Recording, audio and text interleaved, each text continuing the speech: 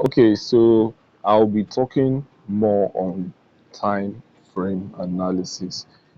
I made mention before about what time frame is. Time frame allows you to see um, the current position of the market in a more broader form, or you can say inside the market also, to show that what happens inside the lowest point of movement in the market. It shows you. So I also said it's grouped in three categories. It's grouped in at as the higher time frame, intermediate time frame, and lower time frame. And also gave the time zones also. So from weekly or yearly to daily is your higher time frame, right? The intermediate is from 12 hours to 4 hours. Then your lower time frame is from 3 hours to the last one, or 3 hours to 10 minutes. That's what we'll be working with. So that's just like the definition of time frames. So I want to teach you another thing on time frames, how to use them to analyze. So before you actually consider trading, you must first know what is happening at that for that particular pair. Then you will also know how you can make use of that opportunity to enter. So now you need to find a higher time frame you will use to check the overall position of that pair. Then you will need a lower time frame for you to probably find structures that you can use to identify current trend. You know, I explained what structure is. You can check one of those my videos, you see what structure is. So those structures are mostly located at the lower time frame or intermediate time frame. So you check for that. While the high time frame goes for overall direction. It's not that they will tell you exactly where it's going. It's just for direction. Sometimes it may be going up, but the lower time frame tells you something else. So you just need to balance them up. Now you can actually use intermediate time frames as your higher time frame, and also use the lower time frame as your lower time frame. You can also use higher time frame as your high time frame and lower time frame as your lower time frame. The thing is that the trick here is that whatever you are going to use as your high time frame must have at least 5 to 6 zone gaps from your lower time frame, because with that you'll be able to see overall direction with that particular time frame. You'll be able to see the overall direction. You know, traditionally in trading, they'll tell you that, oh, the D1 is for the overall trend. Oh, I have to check. It doesn't work like that.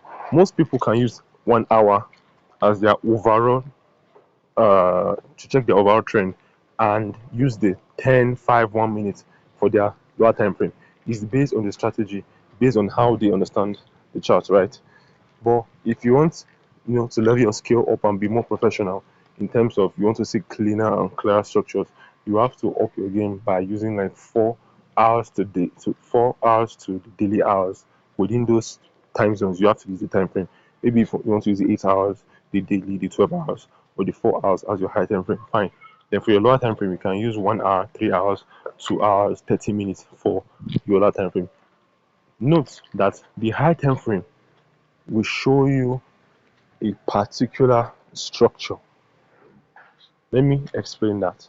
For example, now, this is Johnson 5. I don't really trade Johnson 5, but I can explain it in a way you understand. This is Johnson 5. If you want to trade Johnson 5, you have to first, know what's happening in the high time frame. So now, let me go to the 4 hours. I'll be working with the 4 hours. So in the 4 hours, what did I see? Let me use an arrow to explain what I'm showing you. Let me work on past markets so that you guys will easily understand this. So you can see from here there was this break around here, right? To show that the market it's in a downtrend. This break, and you see on the 1 hour in this place. Let me use the box to zone it. somewhere around here. Now on the 1 hour, which is somewhere around here, you cool. In the 1 hour around here, you see a mini structure break. That is for your lower time frame on this 1 hour. You see a mini structure break, which was this.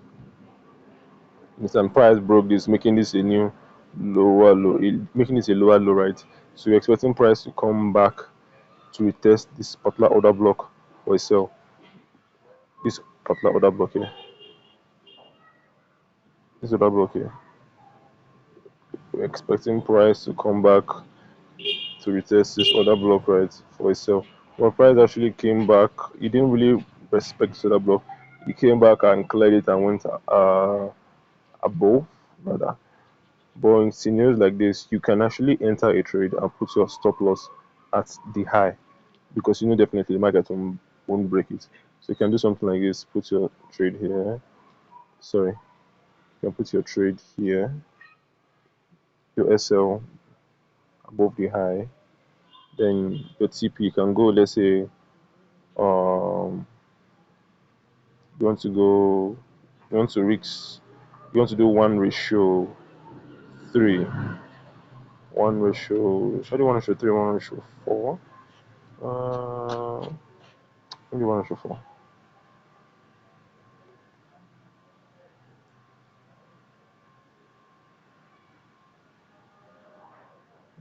Let me also history. Okay, so here you can see I'm risking $6, $6.30 to get $18, and boom, you can see the trade actually paid that well based on my risk management and also based on structure. Because on the lower time frame, you saw some structural shifts. It mustn't like it must not like show that traditional respect.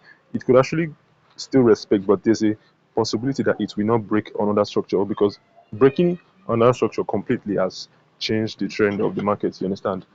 So most people complain that market does not respect my POI and stuff. It must not totally respect, but it will still move to your direction. What can actually make that happen is when you apply proper risk management. If you notice, this is what I did. Let me use this my arrow so I'll explain better. When market actually broke this place, right? If market breaks the low, this is your lower low, right? It was supposed to come back towards this order block here. This order block. It's supposed to come back here for a retest.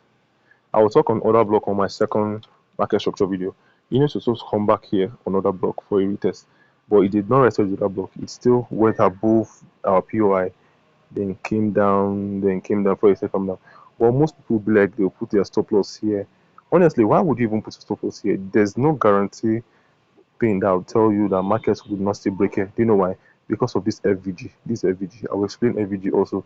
So this is a possible place of putting your stop loss because this is a protected high.